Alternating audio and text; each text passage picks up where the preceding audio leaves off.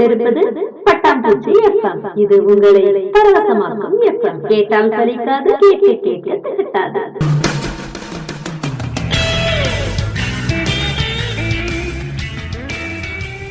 வணக்கம் பட்டாம்பூச்சிஸ். அடுத்து வருவது காதோடு ஒரு கதை. சிறுகதைகள் அப்படின்னா ரொம்ப அருமையா இருக்கும். பல சிறுகதைகள் படிக்கும் போது ரொம்ப மனதுக்கு உற்சாகமா இருக்கும். ஆனா பலருக்கு அந்த சிறுகதைகளை படிக்கிறதுக்கு நேரம் இருக்காது. அப்படிப்பட்டவங்களுக்காக இன்னைக்கு எழுத்தாளர் கலைச்செல்வி அவர்கள் எழுதின தண்டனை அப்படிங்கிற சிறுகதையை படிச்சு காட்டுறதுக்காக வர்றாங்க. கவிதை, எழுத்து, பேச்சு என பல்துறையிலும் தன்னுடைய தடத்தை பதித்து வரும் தஞ்சை பேராசிரியர் பாரதி கண்ணம்மா அவர்கள். வாங்க நேயர்களே, கேட்கலாம், ரசிக்கலாம்.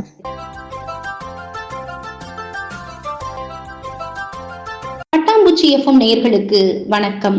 நான் கவிஞர் பாரதி கண்ணம்மாள். பட்டாம்பூச்சி எஃப்எம் வழங்கும் காதோடு ஒரு கதை நிகழ்ச்சியில் இன்றைக்கு நான் வாசிக்க இருக்கும் கதையின் பெயர் தண்டனை. இந்த கதையை எழுதியிருப்பவர் எழுத்தாளர் இரா கலைச்செல்வி அவர்கள். வாங்க நேயர்களே, கதைக்குள்ள போகலாம்.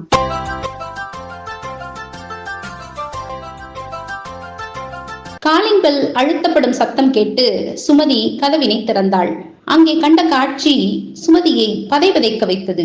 பக்கத்து வீட்டு லட்சுமி பத்திர காளியாய் நின்றிருந்தாள்.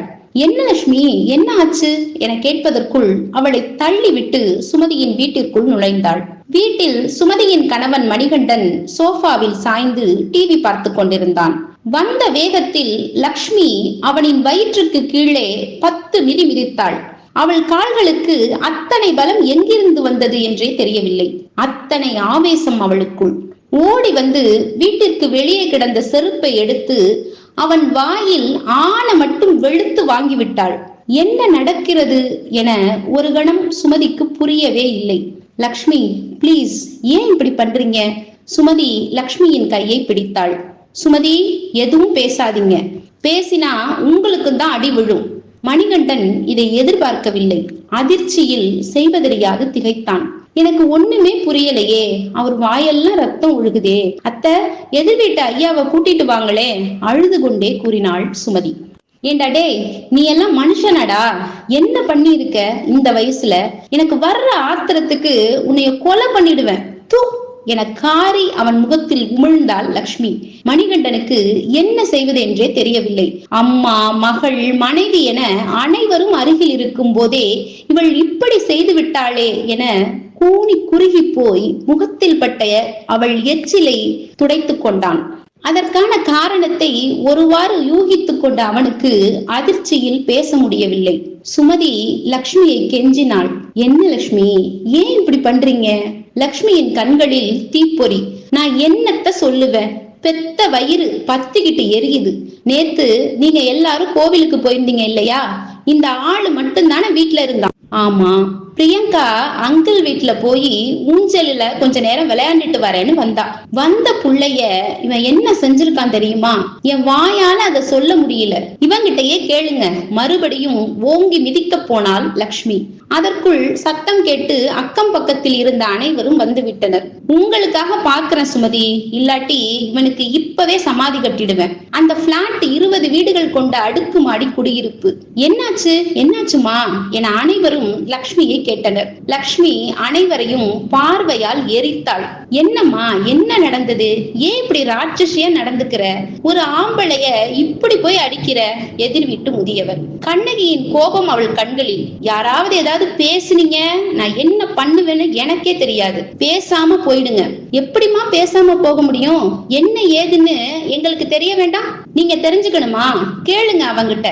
மணிகண்டன் குனிந்த தலை நிமிராமல் அமர்ந்திருந்தான்.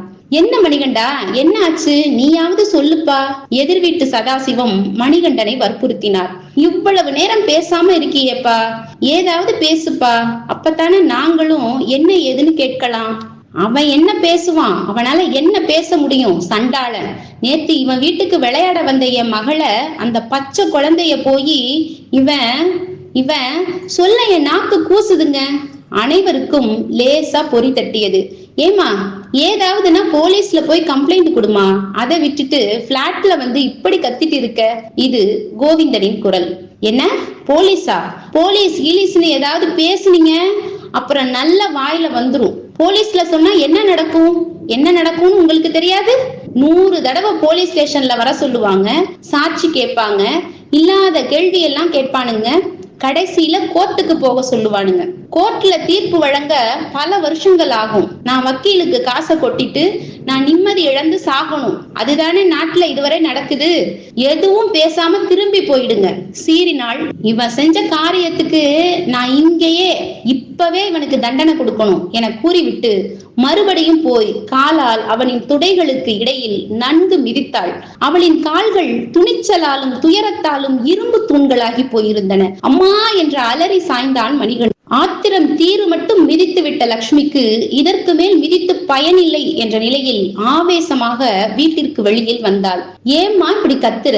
வெளியே தெரிஞ்சா உன் குழந்தைக்குதான் அவமானம். என்ன பேசுற நீ? என் குழந்தைக்கு என்ன அவமானம்? 8 வயசு குழந்தைக்கு ஏதாவது பட்டம் கொடுத்துருவீங்களா? என்ன பட்டம் கொடுப்பீங்க? கற்பு இழந்தவள் அப்படின்னா? இல்ல வேற ஏதாவது பெயர் சொல்லுவீங்களா? அப்படியா? பொம்பளைக்கு மட்டும் நிறைய பட்டம் வச்சிருப்பீங்களே, அவனுக்கு என்ன பட்டம் கொடுக்க போறீங்க? அகராதியிலேயே இப்படி பண்ற ஆண்களுக்கு ஒரு பேரும் இல்லையே. இப்படியே சொல்லி சொல்லி தானடா பொம்பளை பிள்ளைங்களுக்கு நியாயமே கிடைக்காம மறுபடியும் உலகத்துல இதே தப்பு நடந்துகிட்டு இருக்கு. இப்படிப்பட்டவங்களை தெரிஞ்ச உடனே சுட்டு தள்ளணும், இல்லாட்டி அணுவா வெட்டி கொல்லணும். நினைச்சா ரத்தம் கொதிக்குது. ஏதோ பேப்பர்ல படிச்சிருக்கேன், டிவில பார்த்திருக்கேன். ஆனா அதெல்லாம் ஏன் வீட்லயே நடக்கும்னு நான் நினைக்கவே இல்லை. பிரியங்கா நேத்துல இருந்து வயிறு வலின்னு சொல்லிட்டு இருந்தா. அவளுக்கு என்னன்னு கூட சொல்ல தெரியல. கவுனை தூக்கி பார்த்தா அப்படி ரணமா சிவந்து போயிருக்கு. கேட்டா அந்த அங்கிள் இங்க கடிச்சாரு, ரொம்ப வலிக்குதுமான்னு சொல்றா. ராஸ்கல், அவனை என்ன பண்ணனா சரியா இருக்கும்? அனைவரும் ஏதும் பேச முடியாமல் மௌனமாய் தலைகுனிந்து சென்றனர். தூரத்தில் நின்று கொண்டிருந்த தன் 8 வயது குழந்தை வந்து, என்னம்மா, ஏமா அந்த அங்கிள் அடிக்கிற? பாவம்மா என கூறி அம்மாவின் கையை பிடித்து இழுத்தாள். ஒண்ணும் இல்லடா செல்லம், நீ வா, நம்ம வீட்டுக்கு போலாம் என கூறி பிரியங்காவை உச்சி முகர்ந்து கை பிடித்து அழைத்து சென்றாள். மனதிற்குள் ஆறுதல் அடைந்தாள் லக்ஷ்மி. அன்றிலிருந்து மணிகண்டன் அவன் வீட்டை விட்டு வெளியே வரவே இல்லை. அவமானத்தால் அரண்டு போயிருந்தான். வீட்டில் யாரும் அவனுடன் பேசுவதில்லை. அவன் அம்மாவே அவனை அருவருப்பாய் பார்க்க தொடங்கி இருந்தாள். இந்த 3 மாதத்தில் அவன் மெலிந்து பொலிவிழந்து போய்விட்டான். முன்பற்கள் உடைந்து போனதில் அவன் முகம் இன்னும் விகாரமாய் மாறி போயிருந்தது. பைத்தியம் போல் அடிக்கடி தனக்குத்தானே பேசிக் கொள்கிறான். ஒரு நாள் சுமதியின் வீட்டுக்குள் இருந்து ஒரே அழுகை, அலறல் சத்தம். மனது கேட்காமல் லக்ஷ்மி சுமதியின் வீட்டு கதவை தட்டினாள். உள்ளே போன லக்ஷ்மி அதை கண்டு அதிர்ச்சியுற்றாள்.